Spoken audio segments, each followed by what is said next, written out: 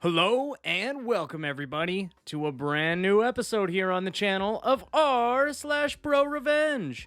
My name's Ryan, the official host here on Reddit Voice, and I look forward to bringing you guys today's top stories. Before I do though, I'd really appreciate it if you could hit that subscribe button, as well as make sure you got notifications turned on so you could stay up to date with all the latest and greatest. And now, a word from today's sponsor. No, I'm just kidding. Could you imagine, though? Maybe someday. Just not today. Oh, you guys hear that? That means we're doing one long story. Definitely not a sound effect that ever existed anywhere else before. This story comes to us from Phoenix 103082, and it's called, I Did What My Mom Told Me to Do and Got Revenge. Disclaimer, this story is not meant to belittle single mothers nor people with mental illness. And yes, I do love my mom, but this was a story about how things can come back to bite ya. So, just some backstory here. My parents divorced when I was just in kindergarten, so no more than 6. My mom got full custody of us and suffered from mental illness. I believe she has borderline personality disorder. She was also a typical narcissistic parent. Anyway, ever since the divorce, she would always tell us how it was not her fault we didn't have enough money for things, and blame my dad. Example, if there was nothing to eat for breakfast and we complained like small children do when they were hungry, she would snap, "It's your father's fault, so cry to him." I just learned never to complain and do without, and spent my childhood taking care of her. My sister and I were trained from when I was about 8, my sister 10, to come right home from school and do our homework and clean the house, then take care of ourselves. Don't ask mom to make dinner, make it yourself, and all the chores so mom doesn't have to do anything. It sounds bizarre, but that was normal, as well as being hit and told on a daily basis that we were worthless. It got worse my senior year of high school when my grandma died a few months before that summer, and my mom quit her job and blew through the money my grandma left her before the summer was even over. This was close to $75K back in the year 2000. She refused to get another job and kept coming up with excuses not to work. I need a break. Get off my back. I'm starting to sound like Patrick Warburton. I hurt my leg. While she was out drinking with her friend and acting like a carefree teen, I spent my senior year working hard at school and at my part-time job after school, and pretty much taking care of an overgrown child who refused to work or ever help out. Anytime a utility shut off or there was no food left in the house, she just griped, "You have a job, why can't you pay it?" If I brought up the fact that my dad sent her child support, she would just complain that she had my sister's tuition, which I later learned was BS. She would flaunt that child support check and laugh and refer to it as mommy's paycheck. Flash forward to when I'm about to choose a college and my mom keeps belly aching about the costs and of course has zero saved in a college fund. I couldn't afford a private university since I was only offered a partial scholarship, so I decided to go to a reasonably priced and still highly regarded state university. My freshman year, I was pretty much able to swing the cost of tuition and room and board. I lived on campus. Since last year of high school, I filed my taxes and FAFSA as soon as my W-2s came in, so I had a decent amount of grants. During my first year of college, I almost became unable to receive financial aid for my second year of college. Why do you ask?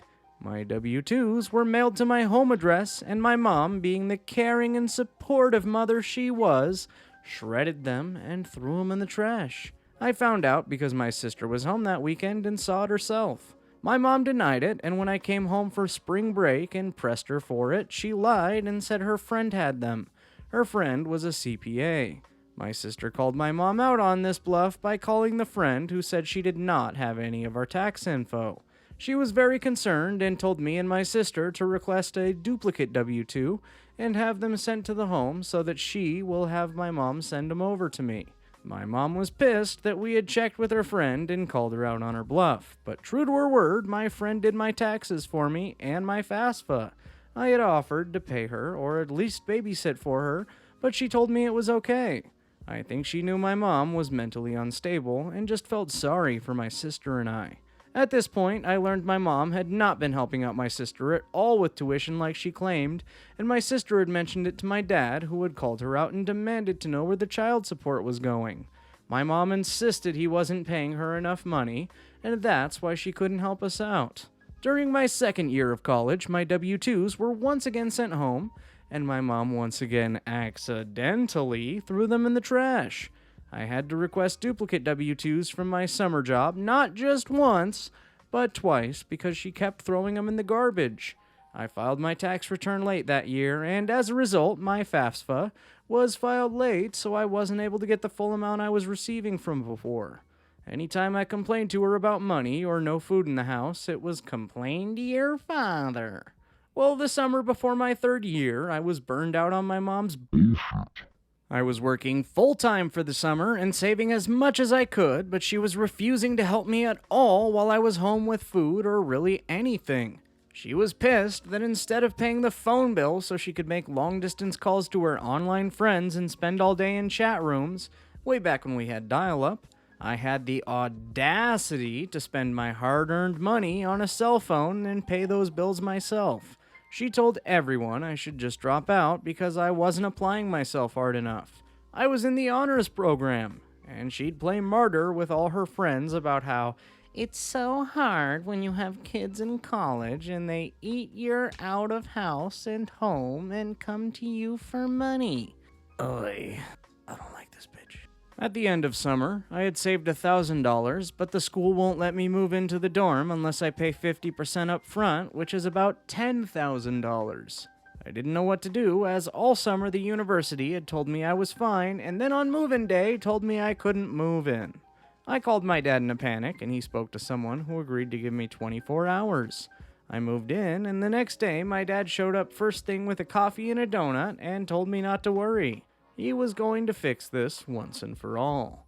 We went from office to office on campus, and he co-signed a loan, which he later paid off for me. Then he paid the balance on my tuition for the loan that it didn't cover. He then took me out to lunch and told me the truth. My mom had never helped my sister with her tuition. My sister had graduated the summer before my junior year of college. My sister later confirmed this, but was not surprised my mom had lied. My dad had co-signed the loan to help my sister out, which he later paid off for her, and my sister was able to get a scholarship and do COOP to pay for her last 2 years. He also advised me that my mom was not so poorly off. As part of the divorce settlement, he had to pay the mortgage and property taxes on our house. Even though my sister was now on her own, he was still paying her the same amount of child support of about $2,000 a month, despite the fact I was living on campus for 75% of the year, and my mom was not giving me a dime.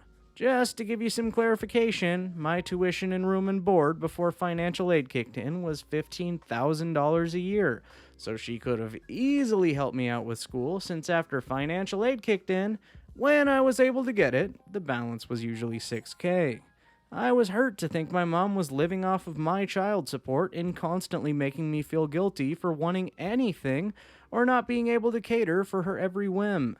She would get pissed that I wouldn't come home on the weekends to help her clean the house that I was not living in.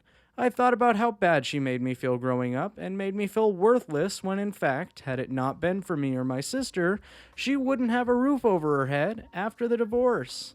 He asks me to grant him access to my account so he could prove my mom wasn't paying for college and that I was. He asked me how I would feel if he took care of college instead of paying my mom child support. It sounded good to me, and he even told me I could spend breaks at his house instead of my mom's. I called my mom and told her that my dad had taken care of the issue and she had no remorse. She told me it was my own fault for not planning my finances better and for pissing away my money all summer. I just played it dumb and said she was right, but pointed out I had done what she told me to do, and I complained to my dad. A month later, my mom calls me up pissed. My dad spoke with the courts, and there was going to be a hearing in their divorce case. My dad had proven that my mom had not been paying for mine, nor my sister's tuition for college, and that was the very reason my dad was obligated to pay child support till I was done. Since I was living on campus, it didn't make sense to pay her child support since I wasn't living in her home for most of the year, and she hadn't given me one penny. My dad told the judge he would gladly pay for me to finish college, but wasn't going to pay my mom any more child support, nor pay the mortgage on the house. If my mom didn't want to take over the mortgage, they could sell the house and I could live with him over my breaks. My mom was freaking out over this and just calling me selfish. I had reminded her that my tuition must cost a lot more than what she got in child support, since she was never able to help me with the costs of school. She just kept laying guilt trips on me about how I was selfish because she didn't get to go to college right after high school, and how she never got to have 4 carefree years like I did. I pointed out to her that she had not worked since my grandma died about 3 years ago, and that I was working and going to school at that time while she got to live a carefree life. She pretty much ripped me a new one at that point and tried to get back at my dad by not paying the utilities on the house to make it seem like she needed the money. She then told me that the electric and water were now shut off, so if I wanted to come home for winter break, I needed to help her out. She had moved in with her boyfriend at his condo. I just told her I'd miss her, but that I'd just go to my dad's for winter break. She was pissed and cried about how selfish I was for not wanting to come home for Christmas. Side note, the Christmas before, my present was throwing out many of my personal belongings. Why? My mom was pissed that I didn't want to come home one weekend and help her clean because I had to take 2 buses, 2 trains, and spend $20 one way and wait for her to hopefully remember to pick me up at the train station, which was a 20-minute drive for her after I had traveled 4 to 5 hours because I had finals, and told her I would help clean the holidays once I came home for winter break. Her response? She took all my things, threw them in boxes, and threw them out on the front lawn. Most of my things were destroyed by being left out in the rain, and I threw away the rest. I told my mom that I would come and visit her over my winter break once she got the utilities turned on. I told my dad what was going on, and he said that my stepmom and my half-brother and sister were thrilled I was going to stay with them for winter break, and he can get me a job in his office as well for winter break. He also called my mom and reminded her that the child support had not stopped, and they were going to list the house in a few months so that this nonsense about the utilities being shut off was pointless. She was pissed, but magically came up with the money to turn them back on. That spring, my dad officially, by the court, took over my college tuition and even made sure I got my full financial aid since he had picked up W-2s for me. My mom lost her child support and was told by the judge that she better cooperate with the sale of the house and keep up the utility bills so it would sell. Her boyfriend moved in with her till the house sold and she moved to another time zone. The real kicker? It was cheaper for my dad to pay college costs than for him to pay her child support. To summarize, my mom abused and exploited me, and I got my revenge by causing her to lose her child support and free rent by doing what she told me to do for years. Complain to my father. No regrets. Some of you have asked, are things better now? Depends on what you mean. I'm not as close to her as I am my father and stepmom, who I grew close to after college and am still close to this day, but I do have a somewhat of a relationship with her. We'll talk, but I've learned not to trust her because she'll let me down. I.e., a couple of years ago when we were supposed to meet for my birthday and she stood me up. Now I don't include her at all when I plan birthdays or holidays. Some have asked how she treated us growing up.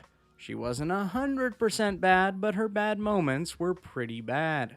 Granted, I've met a lot of people who have had it worse, so I just try to remember that. After college, she was trying to pull the same pity card she had when I was still in school. The time she was trying to convince me to move from New Jersey to Tennessee, I think. That's TN, I think that's Tennessee. She had moved before my last year of college to a different time zone and didn't even bother to tell me or my sister. She just took off. I liked the area and told her I would see if I could find a job and would consider taking her up on the offer to live in her guest room temporarily. She right away started laying on me a guilt trip and I hung up. She then called my sister and complained about how I have a daughter that doesn't take care of me. My sister and I both laugh about that. She wasn't even 50, perfectly healthy, and refused to work. No way was I going to move in and take care of her. She pretty much spent most of my adult life in and out of mental hospitals trying to convince us that either we want to live with her or we want her to live with us. She moved into my grandparents' old house in Philly, as they passed away years ago, didn't keep up with the repairs and had to sell it for less than what she felt it was worth. Wound up staying in various relatives' guest rooms and coming up with excuses not to work, and finally wore her welcome at so many people's houses that she wound up in the hospital and then in a shelter and now lives in subsidized housing. It's a cute apartment and it's like a loft style, but guess what? She still complains about how bad she has it and how no one wants to take her in. Thanks again for all the kind words, upvotes, and messages. I know I grew up in a less than perfect situation, but I always remind myself that there are many others who have had it worse. I at least had my father and my sister, and that going through something like that has taught me to be strong and to rely on myself. And there you have it, folks. The end of the epic! If you liked this story, be sure to leave a like on the video, as well as make sure you're subscribed with notifications turned on, so you could stay up to date with all the latest and greatest here on the channel. As always, my name's Ryan, the voice behind Reddit Voice, and I look forward to seeing you guys in tomorrow's video.